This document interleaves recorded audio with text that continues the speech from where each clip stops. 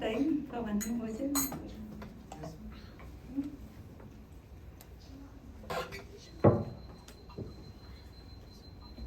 Any favorites? Like anybody wants me to say something?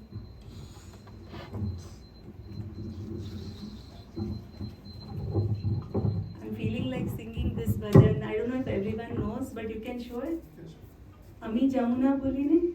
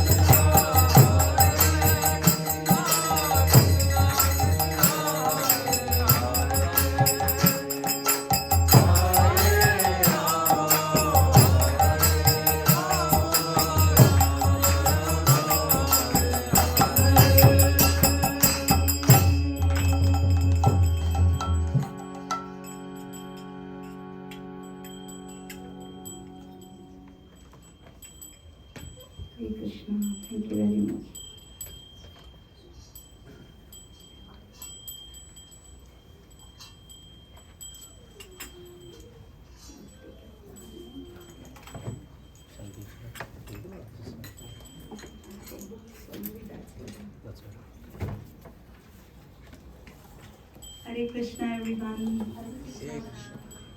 I'm so happy.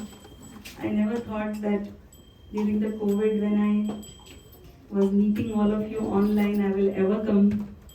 At that time I was praying, when will this COVID end so that I can travel to US again, So I'm very happy to be here with all of you. I want to thank Ramchandra Prabhu. Somehow out of the blue he just messaged me during the COVID time and I got this opportunity.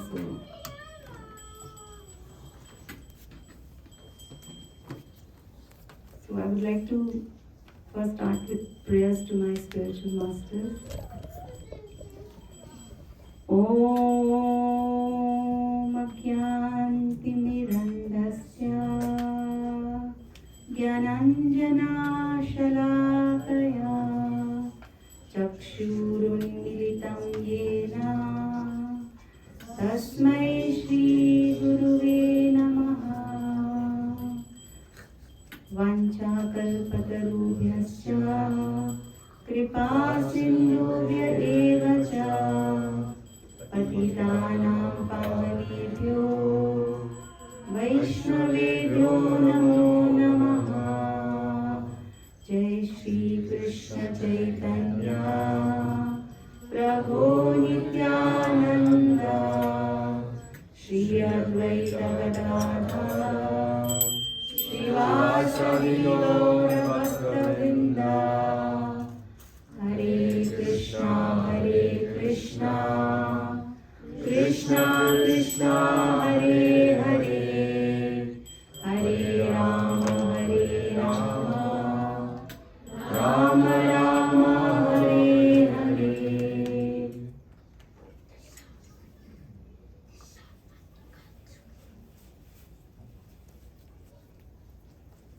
So the topic that we have selected for today is attitude of gratitude.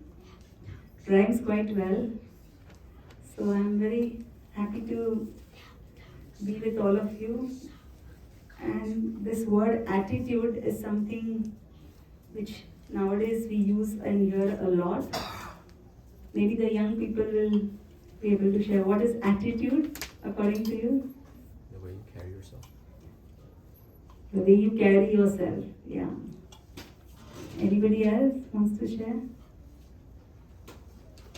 I think among the young people, if anybody is too hep or acts too smart, they say she has an attitude or he has an attitude, right?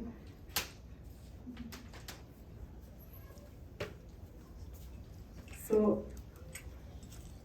attitude is like the most, in the present day, nowadays, people see more the attitude of a person than the qualifications, right?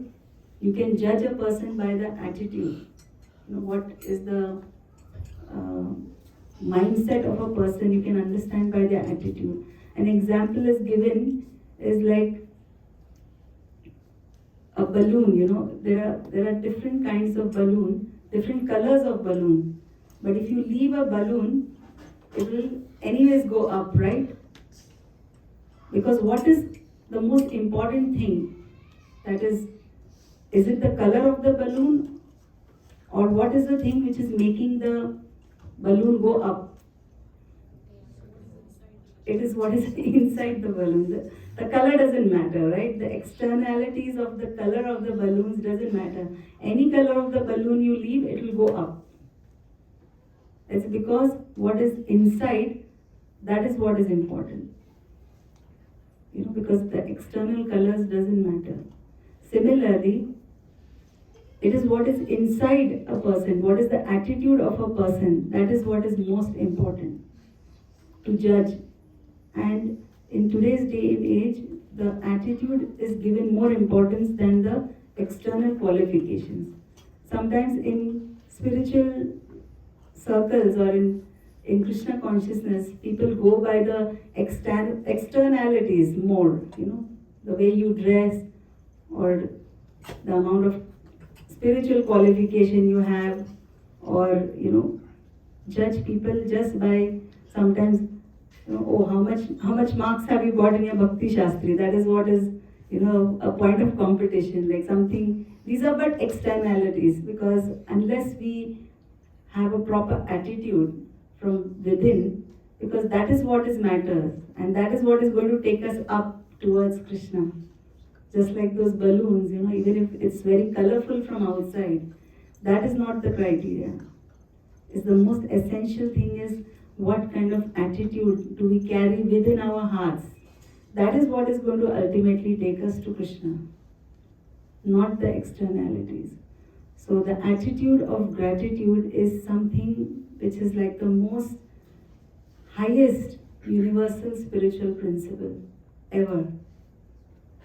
We have to understand that this is like the most basic of all qualities that we have to, as devotees, aspire to develop.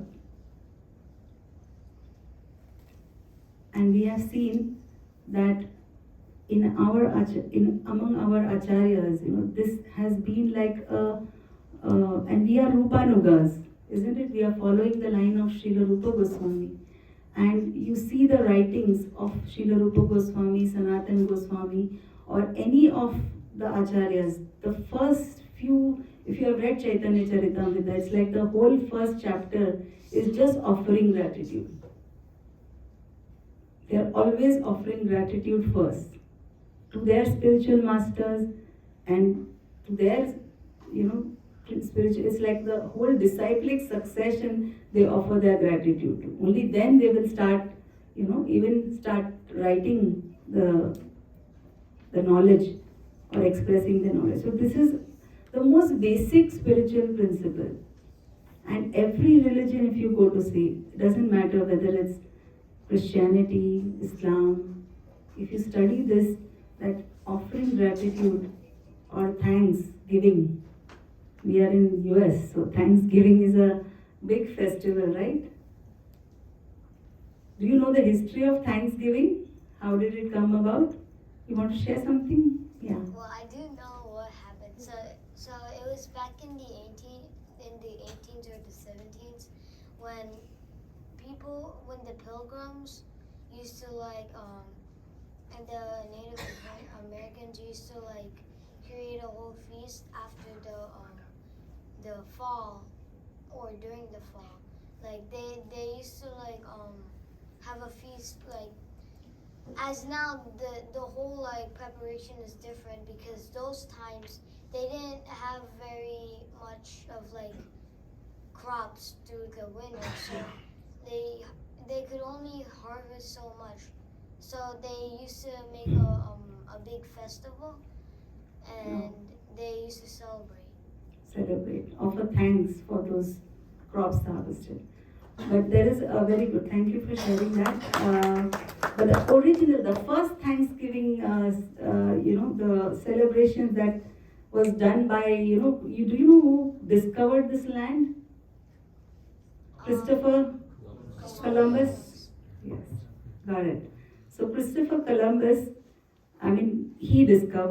he was on the way looking for India and he just landed here. Very close from here, I guess, probably. I don't know where he came, but he found, and then after he found this land and he went back, there was a whole, settlers who left from Europe. They all wanted to come here, and they all got into a ship and they were reaching here, and then about 100 of them were on the ship, and they took this most dangerous, arduous journey all the way from Europe. And they reached here, and on the way, because of the seas, it was so rough, and the starvation, many of them died. Only 55 of them were there. And when they landed on this land, they were so happy that they have reached, that they all got together, and the first thing that they did was they offered, gratitude to God that finally they have reached this land, and that's the first Thanksgiving.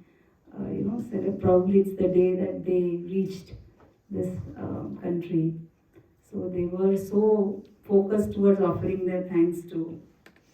So I was pointing out that every great acharya in our line, they have been expressing gratitude, and it is coming directly from Krishna. If you go to see, Krishna is the most grateful. You can see by all his dealings, the way he deals with his devotees.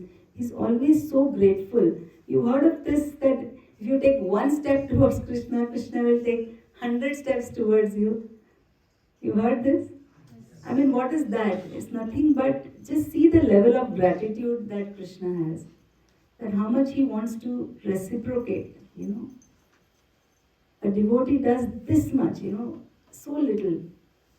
And he wants to give so much in return. It's his reciprocation, his way of expressing gratitude.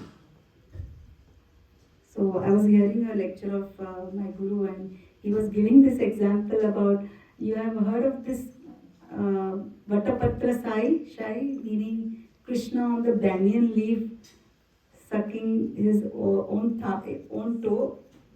So he was saying that why does Krishna suck his own toes? Is because every great soul, every devotee is aspiring to get that one bit, one dust, a drop of the dust from Krishna's lotus feet. And everybody is, aspiring, great souls, they give their whole lives in tapasya to just experience that one taste of Krishna's lotus feet. And Krishna, he wants to experience what is this that is attracting these devotees. Let me reciprocate and see what is it that is attracting to these devotees to give their lives, to this path of bhakti, just to get this one drop of, to experience this lotus feet. So he himself wants to experience that. And that is his love and his reciprocation. So he's, sucking his toe. So he also gave the example of, Srila Prabhupada himself, how grateful he was, that once there was a big Vyas Puja celebration, and hundreds of his disciples had come from all over, and there was a grand Vyas Puja celebration. And after the Vyas Puja, when he was coming down from his Vyas Puja, there was one devotee who had a hurt on his feet, and he showed so much concern, though everybody is glorifying him, but he was more concerned about the, caring for the other devotees. This is like these small qualities that, which is what makes, we can learn from these great souls like Srila Prabhupada, that they show their gratitude to others. So you never forget all the people who helped you in this path of Krishna consciousness. After you have come to Krishna consciousness, and sometimes after many years in Krishna consciousness, we just forget everything. We forget everything, that how some devotee had gone out of the way to help me, to make me feel comfortable, to make me feel wanted. If it wouldn't have happened, we would not have stuck into Krishna, remained in Krishna consciousness. We just conveniently forget all that. We forget the people, the same devotees who helped us. But the real, attitude of gratitude, we have to cultivate this one small principle, that we always be grateful for all the people who helped us in our path of Krishna consciousness. And how do we reciprocate? Now, just by saying thank you to them is not enough. Is it enough just to say, oh, thank you very much for bringing me into Krishna consciousness? That is not enough. Words are not enough. Because gratitude, this attitude of gratitude is not just by words but by action. So we have to be, reciprocative of this principle by showing in our actions. That is more important, But sometimes we feel that, over years in Krishna consciousness, because whatever experiences that we have in Krishna consciousness, we start taking things for granted, or we just get so affected by it. So I read this very beautiful example of how a father wanted to teach this principle to his daughter, who came to him crying that, I'm so depressed, I'm so affected by my problems or whatever issues that I'm facing. So he said, okay, just go to the kitchen and take a potato, an egg, and few coffee beans, and just put them in 3 pans and boil them for 20 minutes. So she just went to the kitchen, took a potato, took a tomato, an egg, and a few coffee beans, put them in 3 pans, and she started boiling them. And after 20 minutes, her father came in the kitchen and he told her, now take it out. So take out the potato, take the egg out, and first she took out the potato, and she saw that she had to peel it. And then when she touched inside, the potato becomes kind of soft, right? When you boil it, she could easily remove the skin, and she touched the potato, it had become soft. It was earlier hard, and then it became soft. And then the egg, when she removed the egg, she peeled out. Inside first it's liquid, right? But when she removed the skin, it had become hard. And what do you think happened with the coffee beans?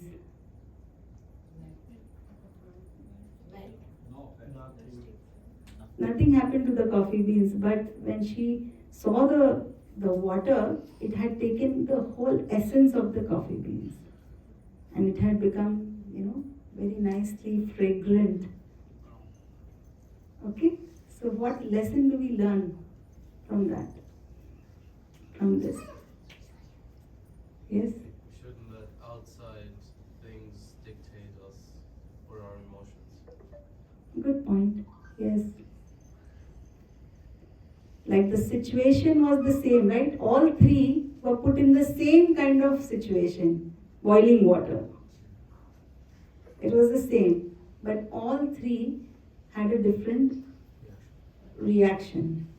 Like the potato was hard before, it became very soft. And the egg was soft inside and became hard. So sometimes we become so hard-hearted, right? When situations go wrong in our life, we become hard-hearted because we are not able to really feel the grace, why this is happening with me. So we become very affected by it and become hard-hearted.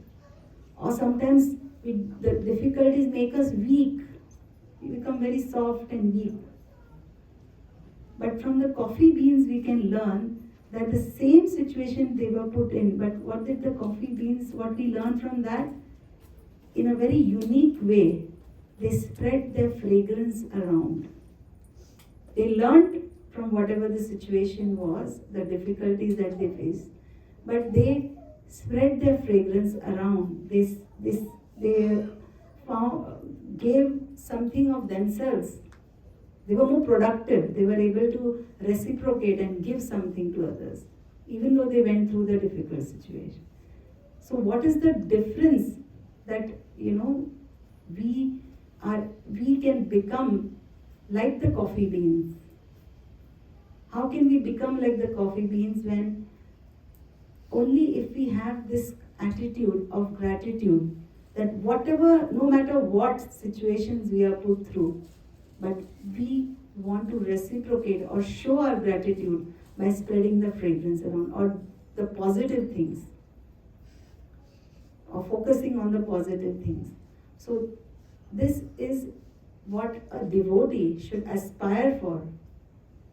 We have to aspire to be agents or mediums of grace or love. And that love is not our love. It's not coming from our heart. We are not, we don't have that capacity. But we can reciprocate with Krishna because he has given us that love. So we can become just the mediums of Krishna's love. That is the way we can reciprocate with our gratitude for Krishna. That is action, not just words. Right? How we can do that? How we can reciprocate with Krishna by giving that love to others, we are exactly in that mission of the movement of giving the love of Krishna to others, isn't it? We are here for that. It's like our family business. We are followers of Srila Prabhupada, we are followers of Rupa Goswami. We are all meant to be doing that by giving this mercy that we have received. We are supposed to give it to others. Because we are all in this together. And the way we can reciprocate with devotees in the real sense, in action, because they brought us into Krishna consciousness, they gave us that love, is by reciprocating and together working towards spreading this mission of Krishna consciousness, because that's the most important way we can reciprocate with. Show our gratitude to the Lord. But if we forget that, and if we, forget that we are here because of somebody being very, very, merciful to us, and if we do not reciprocate by giving back what we have received, then we will, will not really receive the mercy of Krishna consciousness. Or even if we chant for years and years, the real transformation that we need, the feeling of happiness that we are all craving for. Even after coming into Krishna consciousness for years, we can say one thing is that the most blissful devotees are those who are very, very, simple. It's like simple for the simple, this process is. The more you become complicated, the more it becomes difficult to really be blissful and happy in Krishna consciousness. Because the qualities of this attitude of gratitude is that, a devotee who is really grateful at heart for everything will always be contented with whatever he has. Because gratitude is not getting what we like, but liking what we get. Is whatever we have got with us, we have to be satisfied and contented in that. And then we see how we can be truly blissful and happy from within. And second quality of a devotee who has this quality of gratitude is that he will always be humble and not proud for whatever he has achieved, even in Krishna consciousness. Because tendency is, after many years in Krishna consciousness, we start becoming proud for whatever we have achieved in Krishna consciousness. Then what is the difference between the materialistic people and us? There also they are becoming proud of their achievements, or proud of their degrees, or proud of whatever they... And here also, if we do the same thing, then what is the big difference? If we are spiritualists or we are practicing the path of bhakti, we have to see that if we are grateful, then we will not be proud. We will be able to naturally try to be humble. And the last is, we will be appreciative of other devotees. That will be a quality which, like I told you, that we don't forget all those people who helped us in this path of Krishna consciousness, and those who are helping right now. So obviously we will be more appreciative of the devotees, all those who are doing some service, and not criticize.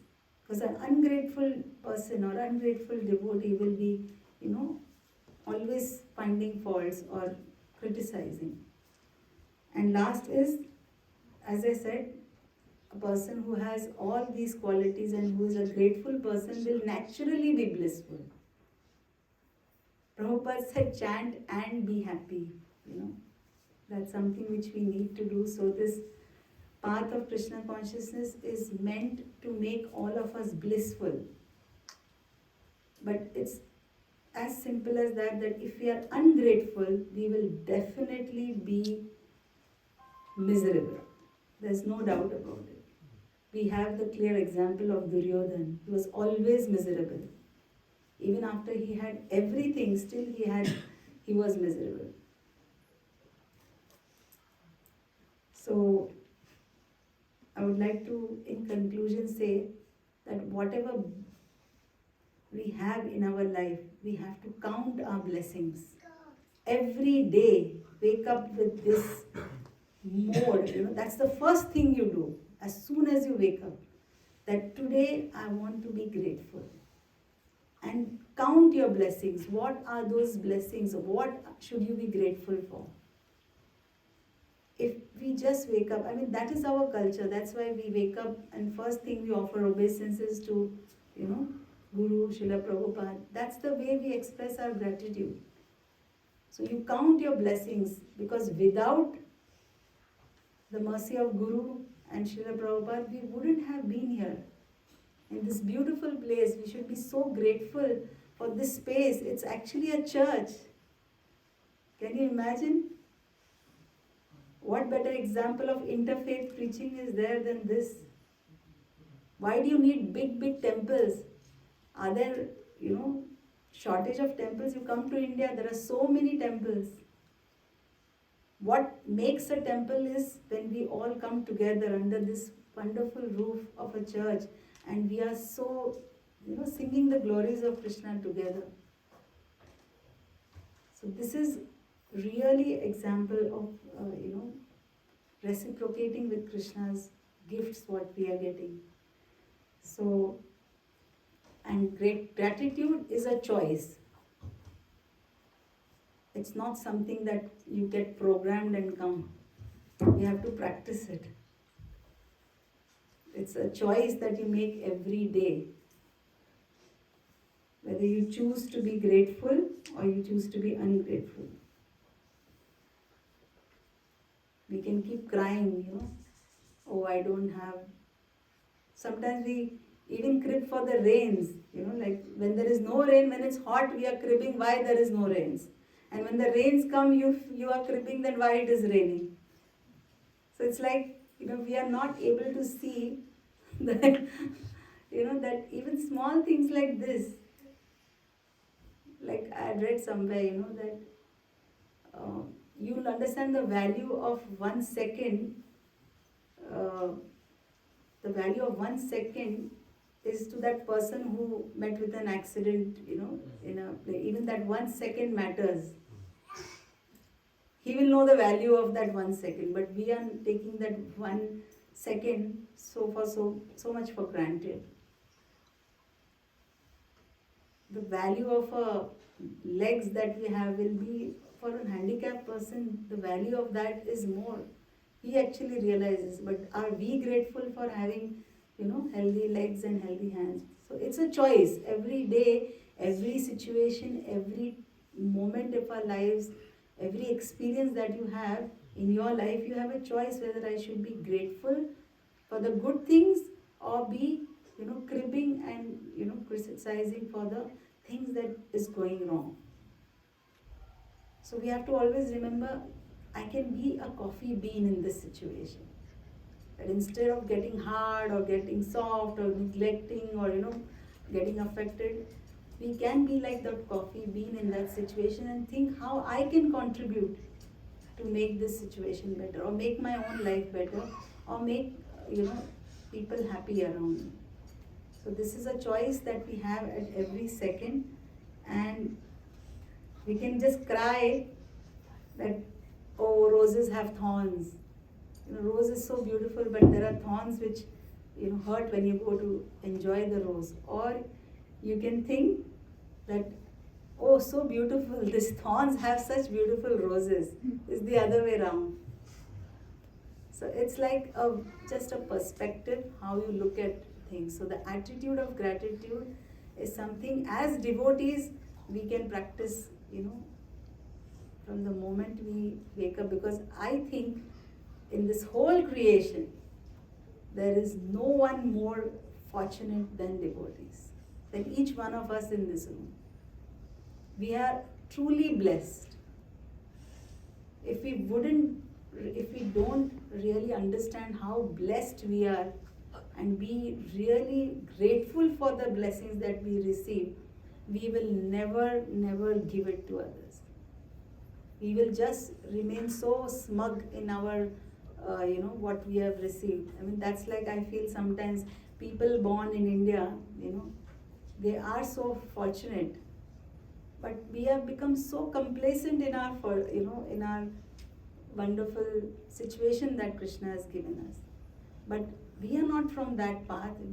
We are from the tradition of Chaitanya Mahaprabhu, and he has given us this verse, Bharata Bhumite Haila Manushya Janma Janma Sarthaka Kari Kara Para Upkar. I mean, why did he say this thing? That if we are born in the land of India, this is our foremost, duty, that we first perfect our lives. So we are already blessed with the path of Krishna consciousness. But then what is our responsibility now? What are we meant to do? What is the real gratitude that we can show? Can we just show gratitude by saying, oh, thank you so much for giving us? Is that enough? Oh, thank you so much that we are getting such nice prasad in this wonderful country where everything is so nice here, so comfortable and luxurious. The real gratitude would be if we show it in action. By spreading this message of Krishna consciousness, like the coffee beans, spreading the fragrance around, giving this mercy, this blessing to everyone around us. So with these few words and with this prayer that each one of us to help each other to become more and more grateful and to choose gratitude over lamenting, and choose to be truly happy and to spread this happiness to everyone around us. Thank you very much. Hare Krishna.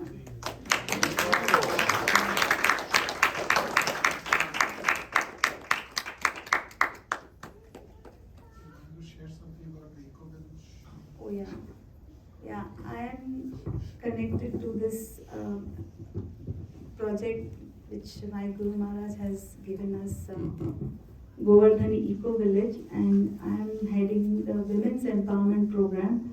This is a program which, 10 years back I was really thinking that how can I give back? How can I serve, my Guru's mission or program? And when we used to hear and read about farmers committing suicide in Maharashtra, have you heard? So that is a rampant problem, and it used to come in messages and WhatsApp that, oh, they are committing, suicides, it's because they are so poor. So we send that message, forward that message, and then forget about it. And we just say, oh, so sad. So as devotees, we just send so many messages, we just forward them, but then we forget all about it. So I felt that if I have to really help in some way, I have to go out of my comfort zone in the city and go to the villages.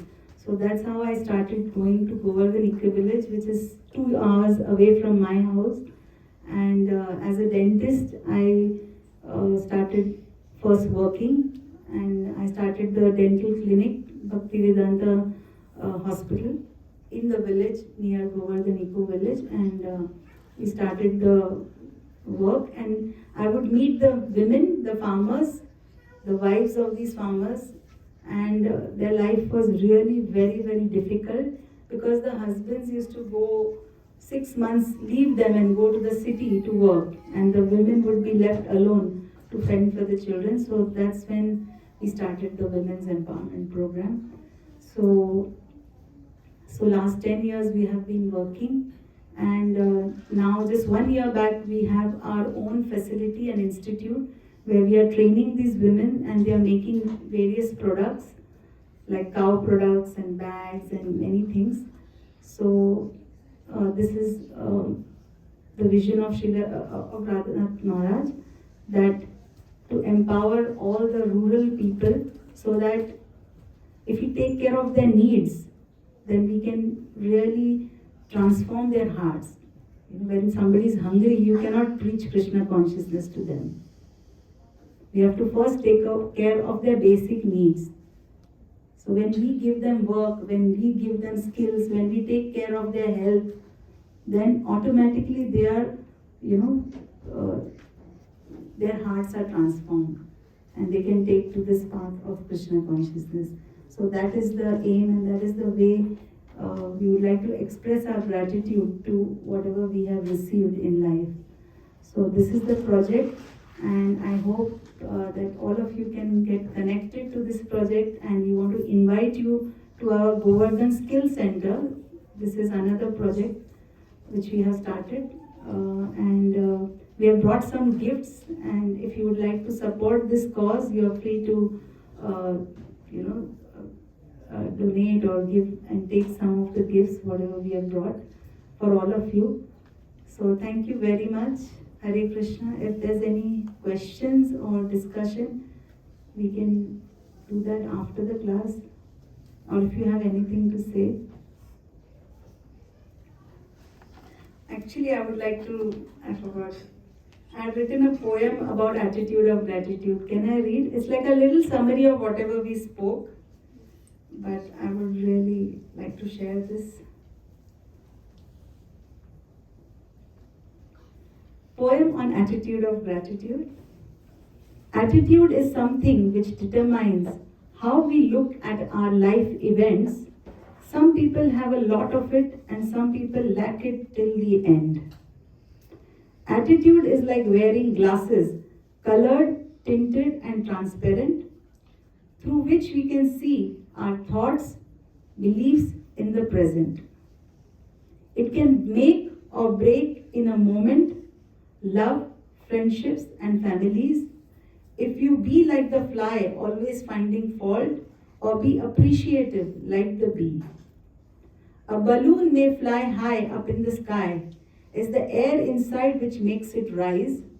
We may be colorful and bright too from outside, but it's the attitude within which makes us wise. An attitude of gratitude, that's what we need, being grateful for every blessing we have today. With a future so uncertain now, and a life which is so full and grey. A never say die attitude, my friends, is what India needs to rise again. Create a future based on Atmanirbharta, surging forward and progress beyond the pain. So this project is also making people Atmanirbhar, is like standing on their own feet, empowering the women, which is seriously lacking sometimes, I feel, even in spiritual circles. So I really feel that we need to focus on, empowering women and empowering everyone so that we can progress spiritually in our life. So thank you very much. Hare Krishna.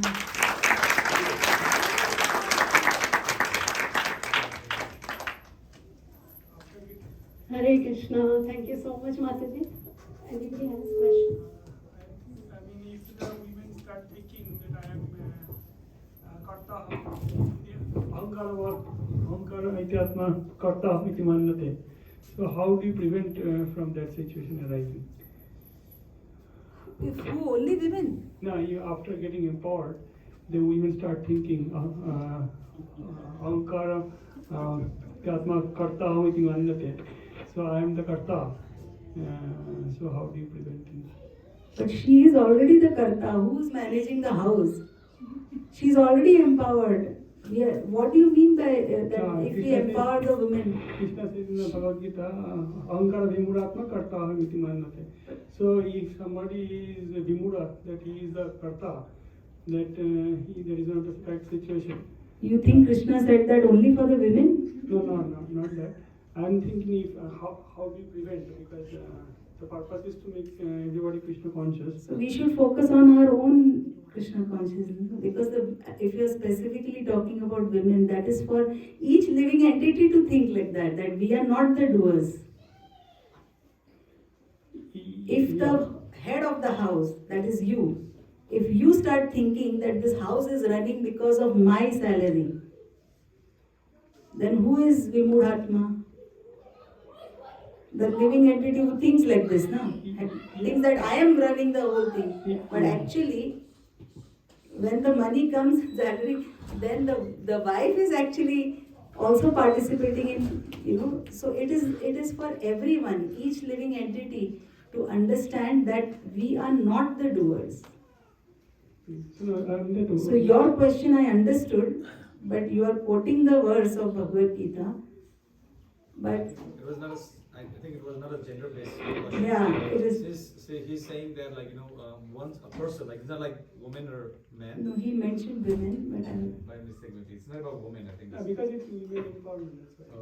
no, he's specifically asking about women. So you are mixing two things. When you are quoting Bhagavad Gita and you are asking about women, being empowered, so that is little different. So I am trying to explain. So you just explain the question better. Yeah.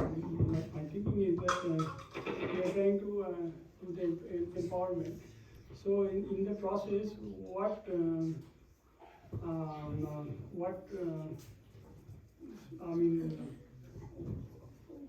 should we do to ensure that we do not make them boastful, or I am empowered, I am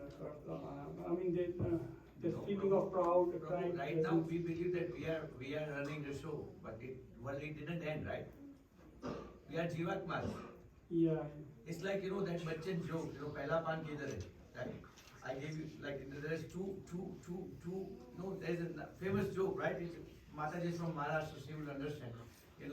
That there was in the movie there is a scene there that the guy was given, like, money for the 2 betel nuts. Pan ko kya bolte English mein? So he gets, like, he gives him 1 pan. So he said, where is the other pan? He said, this is here. So then he asked, like, he got almost mad, where is the other pan? So then one wise guy came. तो उसको पूछो पहला पान किधर है? तो पहला पान वो मैं खा गया. So, like, the men are thinking that we are running the show, but it didn't end. We should empower women. Well said. Men. So what I think about men, the purpose is to make people Krishna conscious. But women don't become proud just by being empowered. You are saying that what to do them to not make them boastful if you make them empowered. What do you mean by being empowered? Empowered does not mean making them proud. Empowered means fulfilling their need. Don't you want to be empowered? If somebody disempowers you, tells you no, you have to, is what you need, your needs are not fulfilled. You think you would be able to be productive in life? Somebody is fulfilling the needs of a living entity. How is that going to make them boastful? It is just empowering them so that they can just fulfill their needs, to feel appreciated, to feel as if you are contributing something in life. This is the basic need of the soul. That doesn't make somebody boastful or think that he's karta hum. This is the basic thing you are doing. So you understand, no? So it's nothing to do with making them boastful. Because actually, if you go to see, women are already empowered. They are Shakti. So they have that capacity to really give so much. But they do it selflessly without becoming boastful. So the understanding that you have of empowerment is probably wrong. You're not understanding. Empowerment does not mean making them independent or what you are thinking. Empowerment means giving a woman her basic need of being appreciated or being offering something of her skills and getting some way where she feels valued and respected. How is that going to make anybody boastful or think I am karta hum? This is like the basic need of any living entity. But it is not being given to women, I'm sorry to say. They are not given the basic need. And it is nothing to do with the poor women, even women in Krishna consciousness. Even the women in the West, the so-called Western, they also need empowerment. Because they are also, unhappy, they are depressed. Why are they taking all these, pills? Why are they so stressed? This is a basic need of anyone. But in the name of just thinking that the women will become boastful and think that they are karta, and then you don't give them the basic needs, the care and that appreciation and value that women need, that is being not given to them. So that is not right, no? Very well. I hope that.